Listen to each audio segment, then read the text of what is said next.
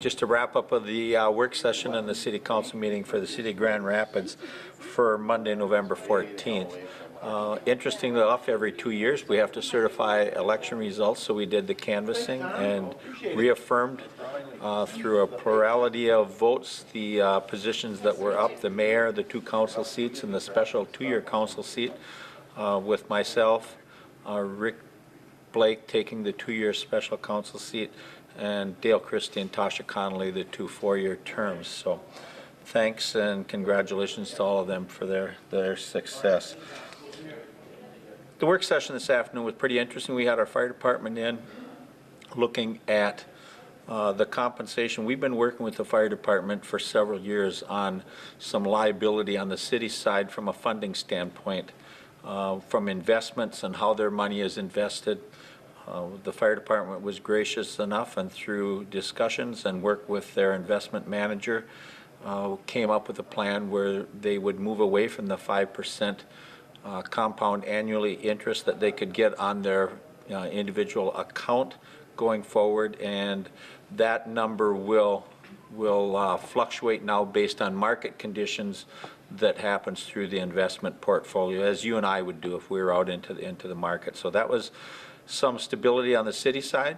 It was been since 2002 since there was anything done on the financial side on what the compensation is on a yearly basis to the fire department. One's based on the funding level of at about 150%.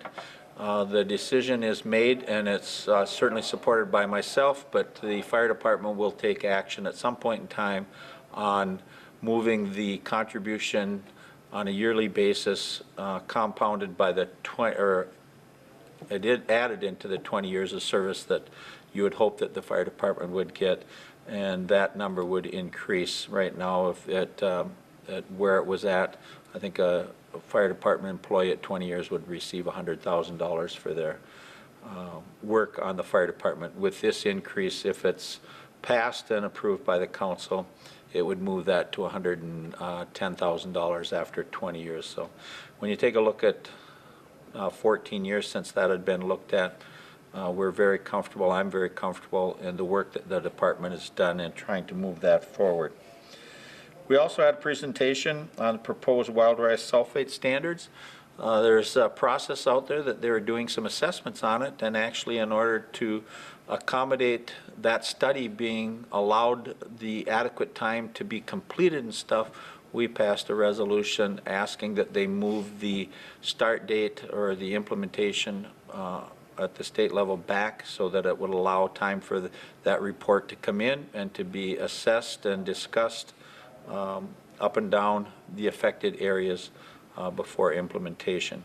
And then Jackie Dahl was in talking about Grand Rapids as a welcoming community. The Human Rights Commission has implemented a welcoming campaign where they'll be working with all the businesses to ensure and to display some signage in their windows that says, you know, Grand Rapids is trying to be an open and a welcoming community.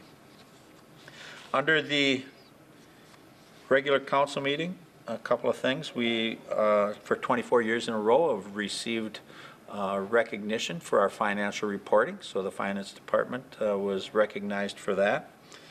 We recognized November as National Homeless and Hunger Awareness. And then we also, as a city, through our public utilities, water, wastewater treatment, and Denny Doyle's department, Denny and them were recognized as, out of 900 and almost 1,000 communities in the state of Minnesota, we are one of 105 that were awarded an award from a hygiene standpoint, fluoridation into the water. So that's quite an achievement for the town of Grand Rapids to meet 12 consecutive months of permitting and managing that water quality from a health standpoint. We had a public hearing this evening. Hawkinson Construction was in to talk about some aggregate mining that they would be doing up on Highway 38 and County Road 61. They have approximately 160 acres that they're looking at doing some aggregate mining in. The mine would last 25 to 50 years dependent on how much use they would have out of there.